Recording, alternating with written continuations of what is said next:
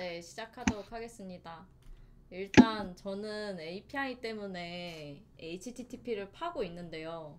저는 API 들어가기 전에 이렇게 뭔가 많은 내용을 공부하게 될 줄 사실 몰랐어요. 그래서 일단 내용을 쪼개고 쪼개서 하브루타에 넣고 있는데 그 사실 솔장이 오늘 무슨 질문을 할지 매우 정확히 알고 너무 무서워요. 좀 너무 떨리는데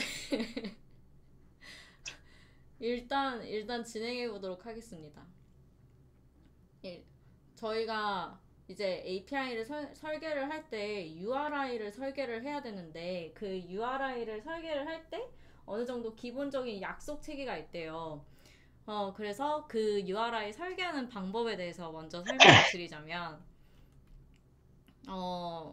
URI를 설계를 할 때에는, 나 진짜 크구나, 마우스가. 여러분, 글씨가 보이시죠? 마우스 때문에 가려지진 않죠? 잘 보여요. 네, 네, 보입니다. 잠깐만, 내가 안 보이는 것 같아. 잠깐. 네, 그 URI를 설계를 할 때는 리소스 중심으로 주소를 설계를 해야 되고요. 그리고 원칙이 몇 가지가 있어가지고 제가 이 원칙을 가져와 봤습니다. 그래서 이렇게 많은 원칙들이 있는데 요번에 이걸 공부하면서 저희 백엔드 분들 저희 URI 설계해야 되잖아요. 같이 참고를 해주시면 좋을 것 같다라는 생각을 하면서 공부를 해봤어요. 그래서 일단 핵심 설계 원칙은 아까 말씀드린 대로 리소스 중심이기 때문에 리소스를 지향을 해요. 그래서 URI 안에다가 뭐랄까 만약에 회원을 삭제한다 하면은 멤버 딜리트가 URI가 되는 게 아니라 그 안에 핵심적인 리소스인 멤버가 URI가 되면 되고 딜리트라는 행위는 HTTP 메소드로 표현을 하게끔 하는 것이 약간 지향하는 방식이에요. 그래서 웬만해서는 이 리소스를 지향해서 명사만 사용하는 것이 가장 좋다고 합니다. 네. 그리고 복수형을 사용을 하는 것을 좋아하고요. 그리고 계층 관계 표현을 중요시합니다. 어차피 저희가 URI를 설계하기 이전에 도메인도 저희가 큰 도메인을 갖고 그리고 그 안에 소 도메인으로 나누고 이런 식으로 계층적으로 저희도 설계를 이루어져 있잖아요. 그래서 그거를 토대로 해서 URI로 그 부분을 설계를 할 때 똑같이 계층적인 관계 표현을 해주는 게 좋다고 합니다. 그래서 뭐 예를 들어 유저가 1, 2, 3이라는 메뉴를 각각 4개, 5개, 6개 주문을 한다라고 하는 뭔가가 요청이 있다. 그걸 URI로 표현을 했을 때 유저스 1, 2, 3, 오더스 4, 5, 6 이런 식으로 표현하는 게 가장 좋다고 합니다. 그래서 이거를 이렇게 명사로만 표현을 하고 나머지는 뭐 포스트면 포스트, 풋이면 풋, 뭐 이런 HTTP 메소드로 구분하는 것을 훨씬 더 지향을 하고 있다고 합니다. 그래서 가독성을 굉장히 중요시하고요. 여기서 그 밑에 부분 바로 들어가면은 소문자를 사용을 해요. 그래서 낙타 기법을 절대 금하고요. 만약에 피치 못하게 정말 피치 못하게 내가 띄어쓰기를 하고 싶은데 못하는 상황이라서 소문자로만 쭈루룩 나열을 해야 된다 라고 하면은 그때는 언더바를 사용한다고 합니다. 그 언더바 말고 그 뭐야 그냥 바를 사용한다고 합니다.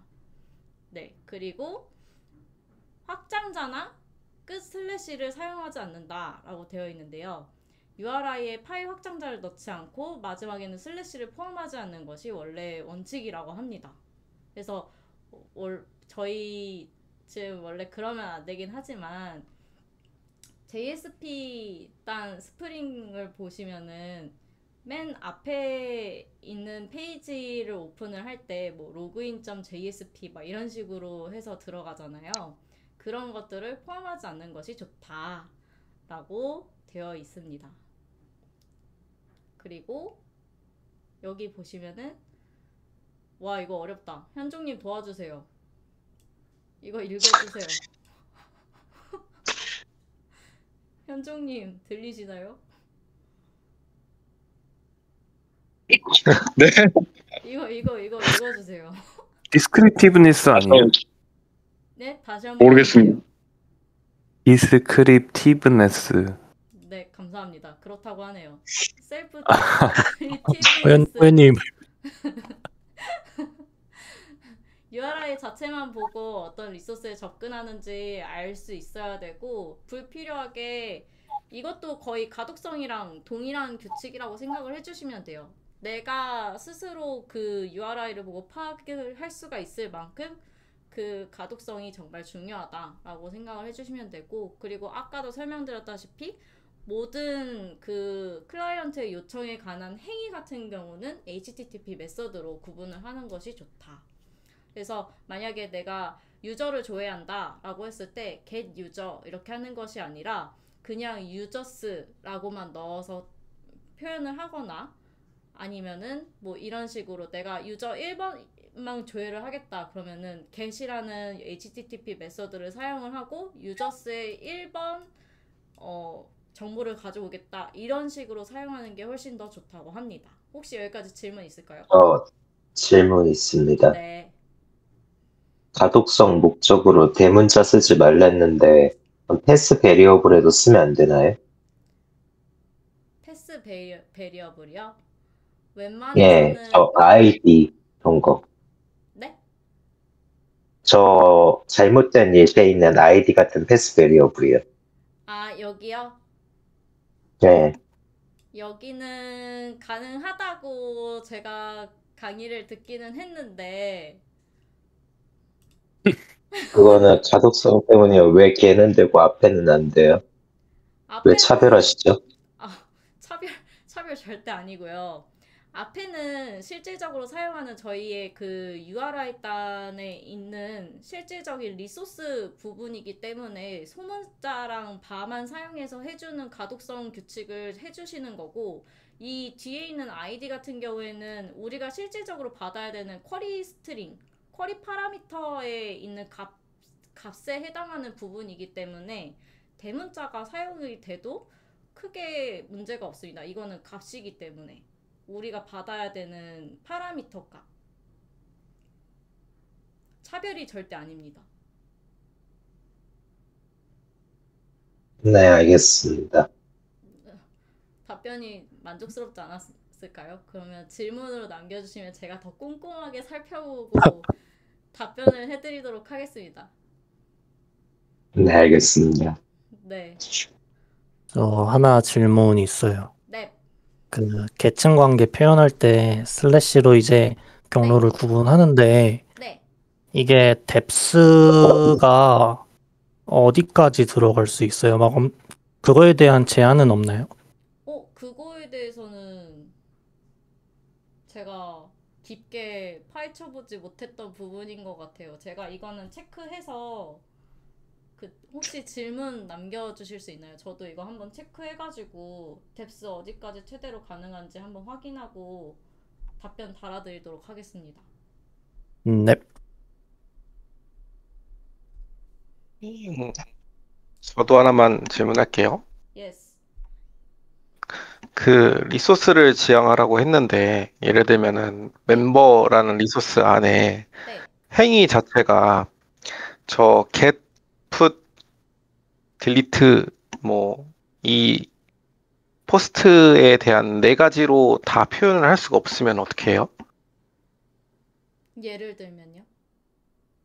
예를 들면은 우리 그 저희 프로젝트에서 네. 멤버 그 회원에 대해서 회원을 전환한다던가 이런 부분이 하나의 그러니까 뭐 물론 수정을 해서 변화를 시킬 수 있지만 네. 이 수정이라는 URI가 아니라 아예 하나의 메소드로 만들고 싶다 이랬을 때 네. 좀 세분화가 되잖아요.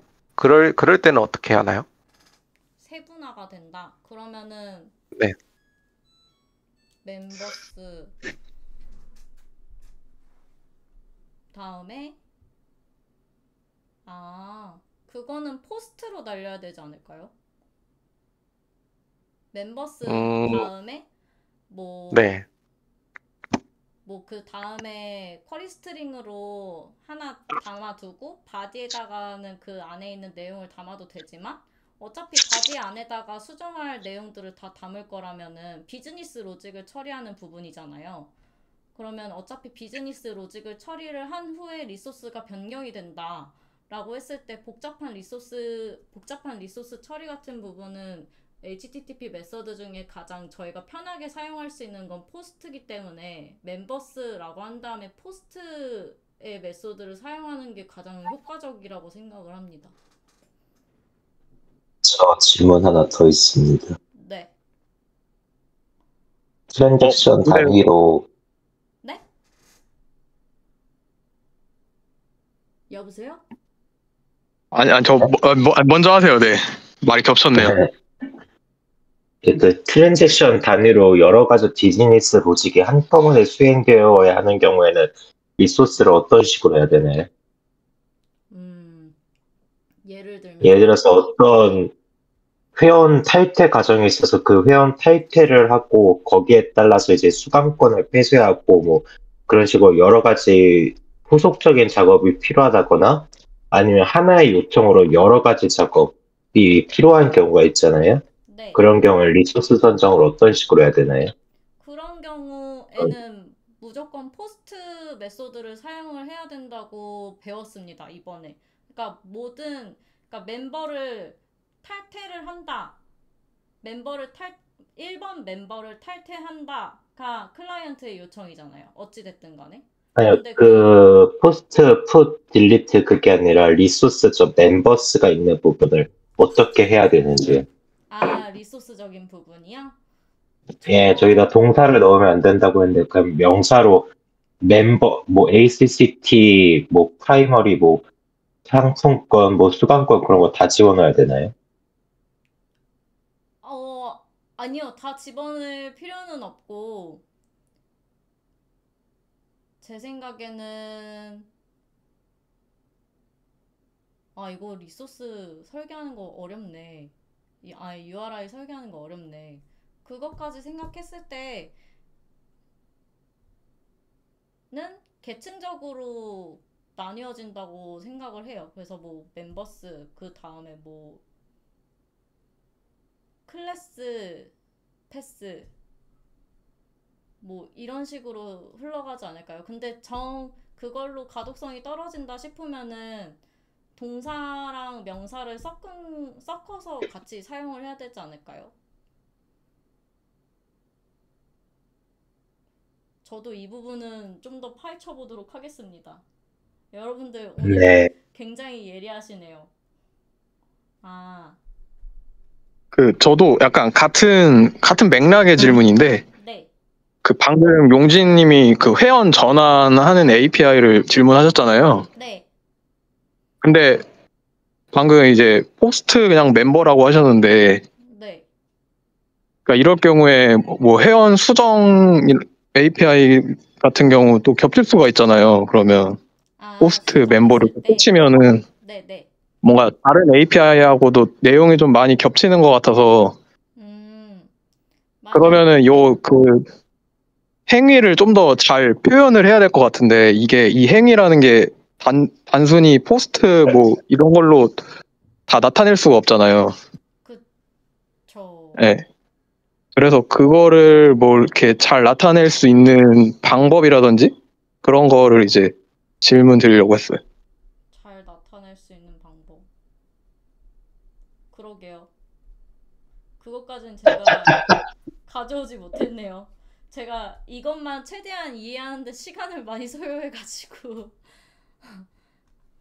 제가 이거는 꿀팁으로 어차피 이거 다음에 API 명세 만드는 방법을 제가 여러분들께 가져와야 되거든요.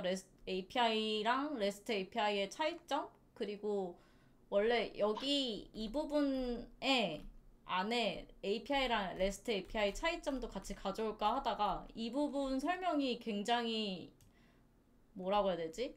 간단하지만 너무 어려운 부분이어가지고 이것만 들고 오긴 했는데 여러분 질문이 생각보다 더 많이 날카롭네요. 제가 그 부분은 다음 하부르타 때 어차피 가져와야 되는 부분이라서 이 부분까지 다 같이 복합적으로 가져와 보도록 하겠습니다. 근데 만약에 그런 식으로 회원을 간단하게 수정해야 되는 부분과 회원을 전환해야 되는 부분이 달라져야 된다고 했을 때 계층적으로 뭔가 더 나눌 수 있지 않을까요? 뭔가 전환한다는 그 멤버스에다가 포스트를 붙여서 전환을 했으면은 그리고 만약에 회원을 수정을 하겠다 그러면은 패치 멤버스 그리고 뭐 바디에다가 수정할 내용을 담아가지고 보낸다든지 뭐 이런 식으로 해야 되지 않을까 싶은데 좀 더 그거 말고도 복잡한 비즈니스 로직을 처리할 때 어떤 식으로 URI 구성을 하면 좋을지 이 부분을 제가 꼭 가져와 보도록 하겠습니다. 어차피 저희 API 명세서 만들어야 되니까 같이 가져와 보도록 할게요. 아우, 속 시원하지 못하네 나도. 오늘 넵. 날인가 보다. 네, 그리고 그 다음 거 설명드릴게요. 기타 참고사항으로 URI는 최대한 짧고 직관적으로 만드는 게 가장 좋다. 계속 드리는 말씀이죠. 가독성과 소문자 사용 이런 거, 하이픈 이런 것만 사용해서 한다고 했을 때 그리고 필요하면 쿼리 파라미터를 활용해 필터링 등 조건을 전달을 하고 미디어 타입 표시는 컨텐트 타입 헤더 처리를 하고 URI에 확장자를 넣지 않는다. 요즘은 이게 더 좋다고 합니다, 여러분. 그래서 이 원칙들을 따르면은 RESTful 혹은 HTTP API 설계에서 명확하고 직관적인 URI 구조를 설계할 수 있다고 하는데 더 정확한 팁은 다음 하부르타 때 더 들고 오도록 하겠습니다. 그래서 만약에 HTTP 메소드를 활용해서 이 URI 설계를 해야 된다고 했을 때 그러면 HTTP 메소드가 뭐가 있는지 저희도 알아야 되잖아요. 그래서 제가 HTTP 메소드를 한번 들고 와 봤습니다. 그래서 총 제가 가져온 메소드는 다 7가지인데요. 아우 세상에. 여러분들께 설명드리도록 할게요. HTTP 메소드는 말 그대로 서버에게 내리는 명령어라고 생각을 해주시면 되고요. 클라이언트가 서버에 요청을 할 때 어떤 동작을 수행하고 싶은지 알려주는 방식을 HTTP 메소드라고 합니다. 그래서 첫 번째로 여러분들께 소개시켜드릴 아이는 get이라는 건데 뭐 우리가 알다시피 그냥 간단한 조회를 할 때 데이터를 읽기만 할 때 사용하는 것이 get이라고 생각해 주시면 돼요. 그래서 특징은 서버의 데이터를 변경하지 않고 그냥 읽기만 하고요. 그리고 만약에 자세하게 조회를 하거나 조건이 생긴다 하면 URL에 파라미터, 그러니까 뭐 쿼리 파라미터, 쿼리 스트링 안에다가 포함을 시켜가지고 날리기도 합니다. 그래서 이 아이들은 브라우저 히스토리에 남기 때문에 캐싱이 가능하고 북마크도 가능하다고 합니다. 그래서 메시지 안에 바디를 사용은 가능하지만 지원하지 않는 그 서버들이 몇 있다고 하네요. 그래서 get이라는 메소드를 사용을 할 때는 대부분 모쪼록 최대한 바디를 사용하지 않는 것을 권장하고 있다고 합니다. 그래서 예시는 이렇게 되어 있습니다. 혹시 get 관련해서 질문 있으실까요? 없으시면 넘어가도록 하겠습니다. 저 서버의 데이터를 변경하지 않는 게 못한다는 건 아니죠? 변경할 수 있는데 권장하지 않는다는 거죠. 네, 맞아요. 지원하지 않는 곳이 많다고 하더라고요. 혹시 또 질문 있으실까요?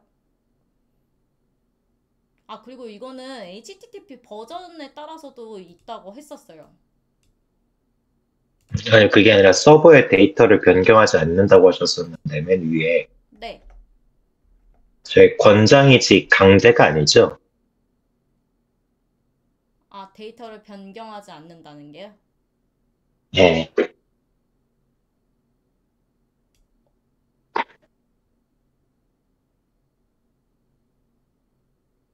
강제 아닌가요? 권장입니다. 변경됩니다. 변경이 돼요? 예, 왜요? 그걸 저한테 물어보셔도 진짜요? 예, 예수로 요청 받은 다음에 그냥 서비스단에서 데이터 변경하면 그만이죠.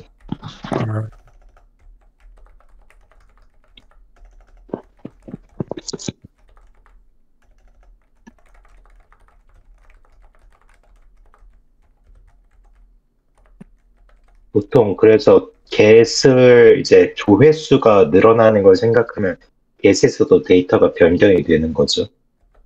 get에서도요? 예, 글을 조회한다는 get 요청을 날렸는데 데이터의 조회수가 DB상에서 올라갔잖아요. 음,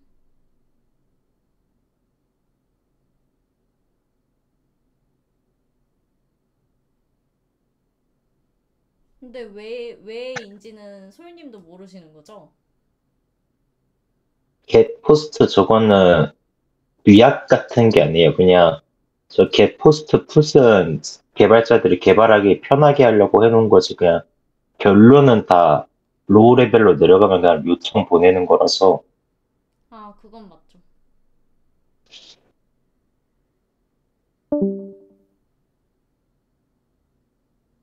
음, 네. 저 되게 충격 먹었어요, 방금. 저는 이 메서드들이 이러한 특징을 갖고 있고, 이렇기 때문에 이것만 가능하다, 이렇게 생각을 했는데, 그게 아니네요. 예, 어, 네, 알겠습니다. 이거 굉장히 충격적인데요? 그러니까 일단, 저도 get은 조회용으로밖에 안 그쵸. 쓰고 있었는데. 음, 이거는, GPT랑 클로드한테 물어봐야겠다. 왜지? 네, 일단, 그렇다고 하네요. 이거는, 그러면 이거를 왜 나눴고, 이거를 왜 할 수 있는지, 그 부분은 제가 한번 찾아보도록 하겠습니다. 너무 궁금하네. 지금 당장 하고 싶은데 일단 꼭 참을게요. 그 다음 포스트로 넘어가도록 하겠습니다. 잠시만요. 물 좀 마실게요. 지금 저기에 꽂혀가지고 지금 제가 집중이 안 되네요.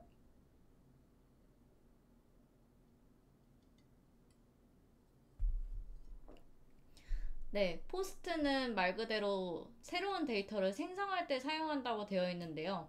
보통은 새로운 데이터를 생성할 때 사용을 하지만 복잡한 비즈니스 로직을 해야 되거나 그리고 어떤 곳은 제이슨으로 데이터를 보내서 조회를 해야 되기 때문에 get을 사용할 수 없을 때 포스트로 그 조회를 사용할 때 그때도 포스트를 사용한다고 합니다. 그래서 무조건 데이터를 생성하는 것뿐만이 아니라 다른 비즈니스 로직을 처리를 하는 부분도 다 포스트를 사용할 수 있다라는 거 알아주시면 좋을 것 같고요.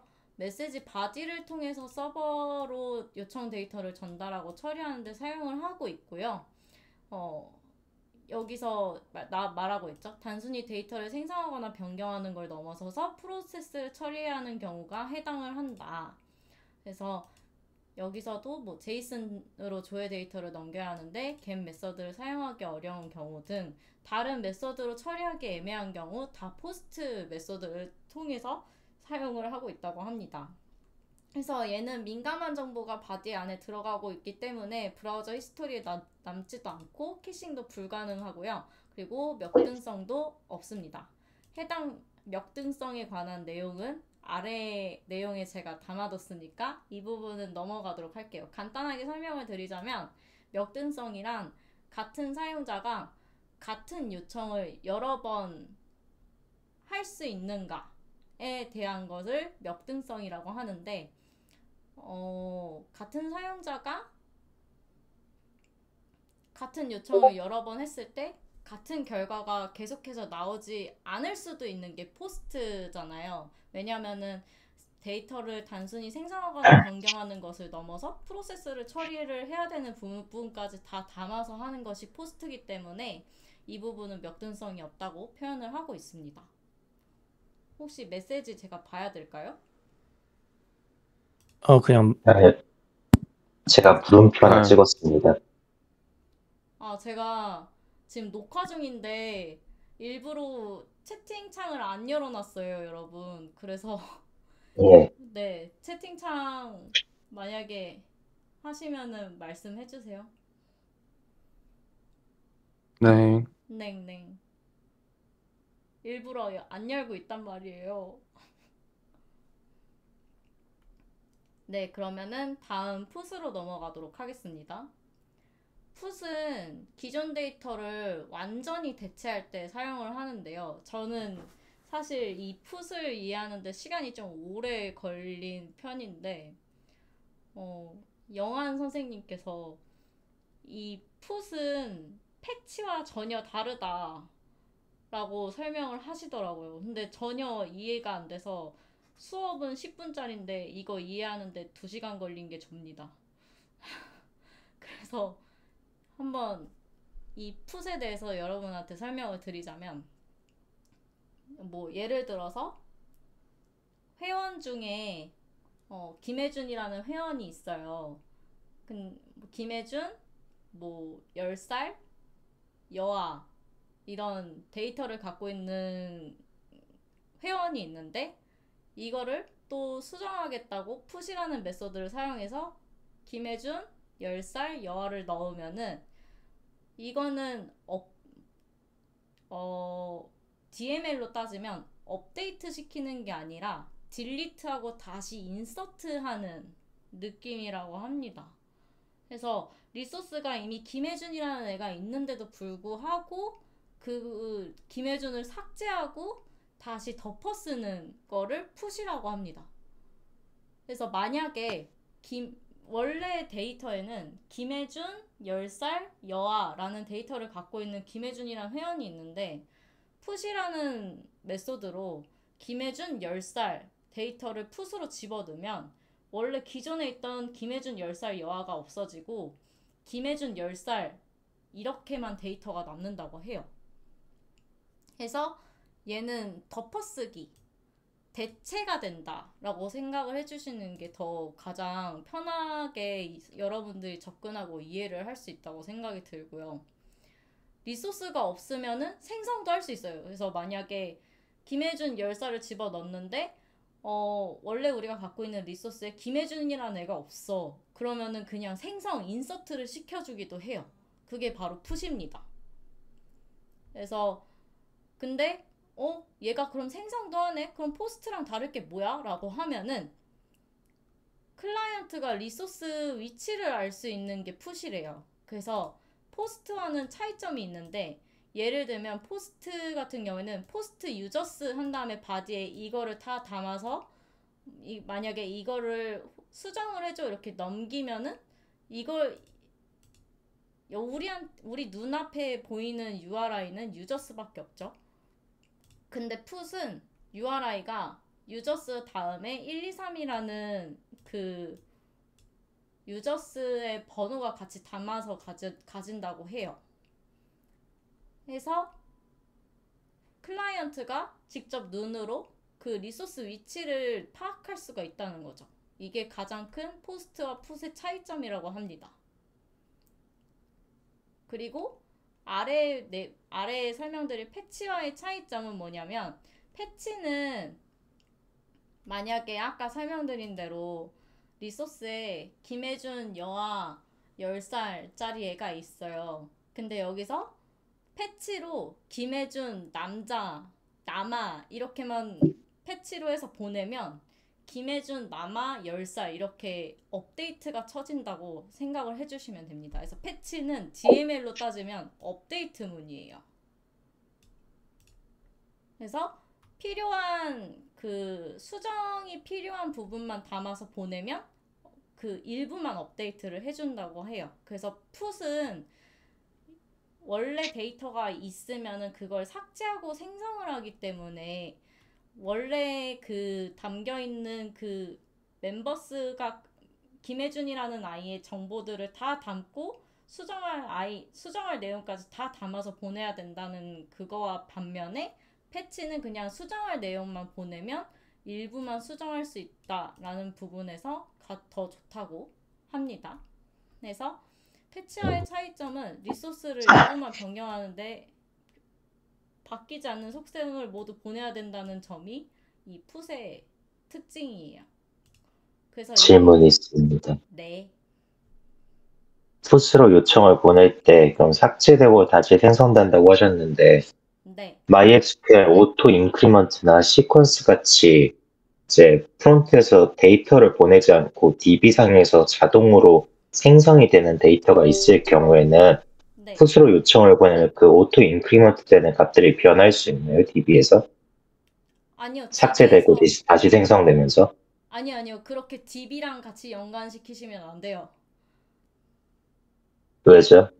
어, 어, 그 덮어쓰기라고 생각해 주세요. 솔장. 그러니까 오토 인크리먼트 되는 값이라서 프론트 쪽에서는 ID 값을 안 보내고 포스트를 보낼 때가 있잖아요. 네.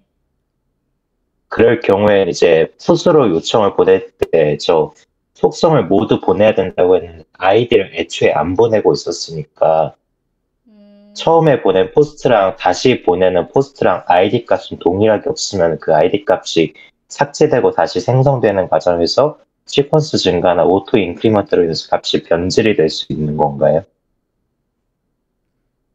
그렇게까지는 생각을 안 해봤는데. 굳이 DB가 아니더라도 이제 자바 백단에서 이제 네. 타임 시퀀스 같은 걸 써가지고 현재 시간에 찍는 요청이 있을 경우에 프론트에서 요청 그 파라미터로 받는 게 아니라 시간을 그 경우에도 데이터가 변질이 되는 건가요? 데이터가 변질이 되는 거는 아닌 것 같아요. 제 생각에 이거는 솔장이 get은 여기서 데이터를 읽기만 할 때 사용하는 게 get이라고 했잖아요. 근데 이거는 권장이고 리소스 변경이 가능한 것도 get이라고 했잖아요. 솔장이. 예. 네, 그것처럼 얘도 이렇게 돼야만 한다가 아니라 이렇게 되게끔 사용을 해달라라는 권장이 아닐까 싶긴 하거든요. 리소스가 이미 있는 경우에도 풋은 실제로 삭제를 합니다. 아, 진짜요? 예. 얘는 왜 이래요, 그럼? 그걸 왜 저한테 물어보시죠? 이 넘버 2. 질문으로 남기겠습니다. 네, 질문으로 남겨주세요. 그 되게 충격적인 거 오늘 많이 하네. 되게 많이 얻어맞는 날인 것 같은데. 질문으로 남겨주시면 저도 다시 한 번 더 공부를 해보도록 하겠습니다. 네. 네. 그래서 어찌됐든 간에 얘 같은 경우는 같은 사용자가 같은 요청을 여러 번 해도 결과가 어차피 기존 데이터를 삭제를 하고 완전히 대체를 해서 새로 덮어 쓰기 때문에 같은 요청을 여러 번을 해도 결과가 동일을 해서 역등성이 있다고 표현을 하고 있습니다. 그래서 패치는 아까 같이 이 부분을 설명드릴 때 설명을 드렸기 때문에 넘어가도록 할게요. 혹시 패치 관련해서 또 질문 있으실까요? 없습니다. 네, 없으면 넘어가도록 하겠습니다. 딜리트는 말 그대로 데이터를 삭제할 때 사용하는 것이고요. 얘도 마찬가지로 역등성이 있다는 거 알고 계시면 좋을 것 같습니다. 네, 그리고요.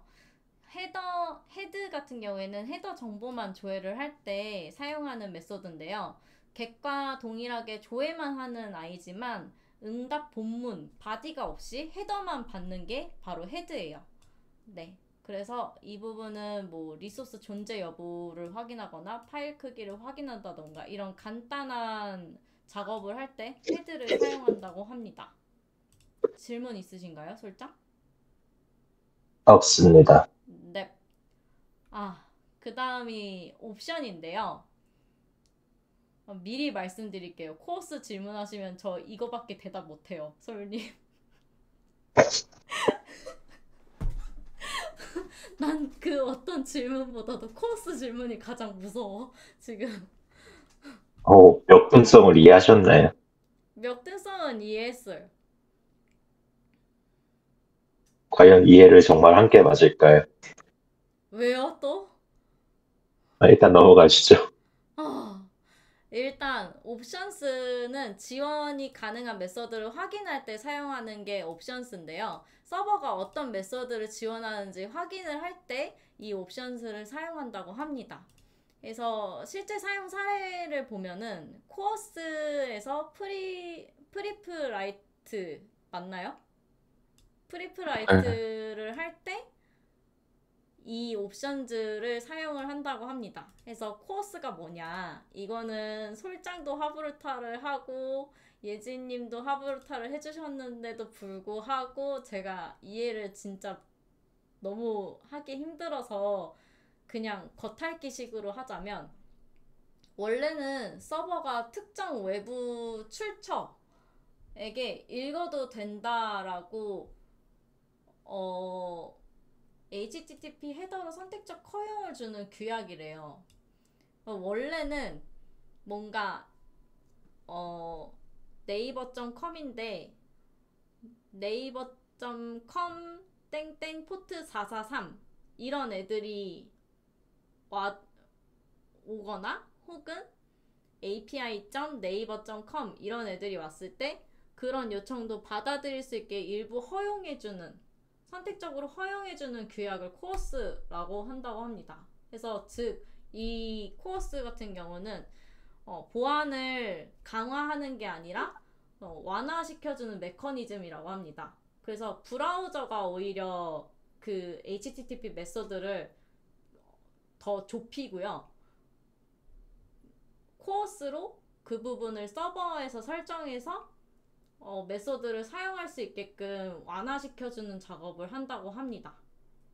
그래서 서버는 헤더로 의사표시를 하는 것을 옵션즈가 해준다고 해요. 그래서 만약에 그렇게 출처가 다른 경우에 코어스의 프리프라이트라는 아이가 사전 점검으로 혹시 네 서버에서는 어떤 HTTP 메소드가 가능해? 라고 확인을 해서 물어보는 게 옵션즈라고 합니다. 그래서 옵션즈를 보내서 뭐 얘는 포스트만 가능하대 이러면은 포스트만 보내고, 얘는 포스트랑 게시 가능하대 이러면 게시랑 포스트 보내고, 이런 식으로 된다고 합니다. 맞나요, 솔장? 예, 맞다고 치죠. 네. 휴. 그리고 이 HTTP 메소드를 비교할 때 HTTP 속성이 있는데요. 저는 역등성과 안정성을 가져왔습니다. 그래서 역등성 같은 경우에는 현종님 도와주세요. 이거 뭐라고 읽어요? 아이덴포텐트예요. 아이덴포텐트요? 호연님 네. 감사합니다. 그래서 같은 사용자가 같은 요청을 여러 번 수행해도 결과가 동일하게 돌아오는 성질을 역등성이라고 합니다. 그래서 이 역등성의 성질을 갖고 있는 메소드를 우리는 get이랑 put 그리고 delete를 역등성이 갖고 있다고 표현을 하는데요. 이 중에서 get 같은 경우에는 저는 좀 이해가 안 갔어요. 왜냐면은 만약에 내가 처음에 혜준이를 조회했을 때 혜준이가 분명 여자의 10살이었는데 누가 중간에 내가 조회를 막 하는데 중간에 혜준이를 바꿨어, 남자로. 그러면은 내가 조회를 계속 했는데 다른 결과가 나오잖아요. 그러면 이거는 역등성이 되지 않는 거 아닌가? 라고 생각을 했는데, 그러한 외부 요인으로 수정이 되는 부분들은 논외로 두는 게 역등성이라고 하더라고요. 그래서 get도 역등성이 있다라고 표현을 한다고 합니다. 그래서 같은 사용자가 여러 번 요청했을 때 똑같은 결과가 나오는 건데, 같은 사용자가 아닌 다른 사용자, 외부 요인이 혜준이를 바꿨다고 해서 다른 결과가 나온 거는 역등성이 아니다라고 하기에는 외부 요인이기 때문에 논외로 둔다라고 합니다. 여러분 이해되세요? 아무도 이해를 못했군. 다시 한번 설명드릴게요. 만약에 대답으로 알 수 있어. 용진이가 혜준이를 계속 조회를 해요. 근데 용진이가 혜준이를 조회를 할 때는 계속 같은 요청이죠. 나 혜준이 조회해줘, 혜준이 조회해줘, 혜준이 조회해줘 이러면은 계속 혜준이 결과값만 나오겠죠? 그죠, 저 여러분? 질문이 있습니다. 네. 제가 혜준 씨를 조회해서 조회수가 1이었던 혜준 씨가 2가 되면은 계속 날릴 때마다 역등성이 깨지는 거 아닌가요? 그 조회수에 집착하시면 어떡해요? 저 그 조회수 때문에 지금 공부 다시 해봐야 되는데.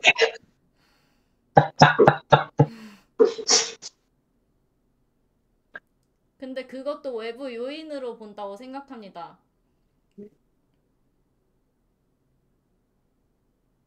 그거는 혜준이에 대한 결과값이 아니지 않나요? 말 그대로 그 요청을 보낸 혜준이가 횟수. 아니라 어떤 게시글에 대한 겟 요청을 했을 때 네.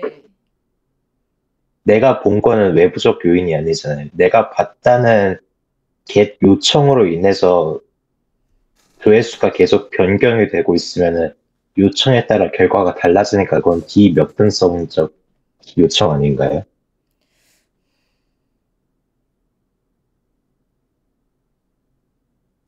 우는 거 아니죠? 네, 안 울어요.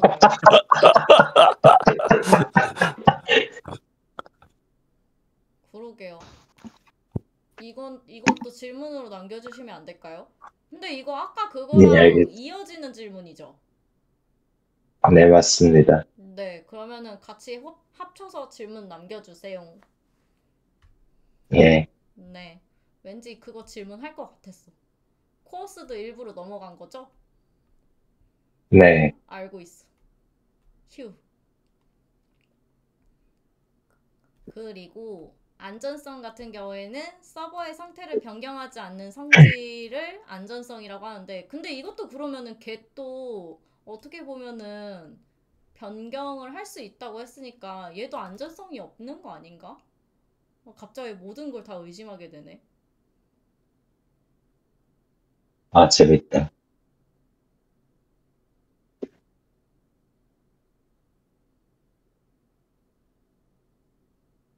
여튼 제가 배워온 거는요, 여러분. 제가 배워온 get 메소드로만 생각을 했을 때 서버의 상태를 변경하지 않는 성질을 갖고 있는 걸 안전성이라고 봐서, 이 안전성을 갖고 있는 HTTP 메소드는 get head options라고 보고 있습니다. 나머지 메소드들은 그거에 해당하지 않아요. 그래서 이렇게 표로 정리를 해봤습니다. 근데 이게 조금 의심이 가는 아이가 있어가지고 이 부분은 제가 한 번 더 좀 더 깊게 파고들어서 공부를 더 해보도록 하겠습니다. 혹시 더 질문 있으실까요?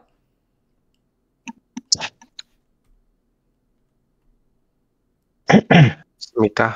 네, 좋습니다. 없으면 여기까지 하도록 하겠습니다. 감사합니다. 나왔습니다. 수고하셨습니다.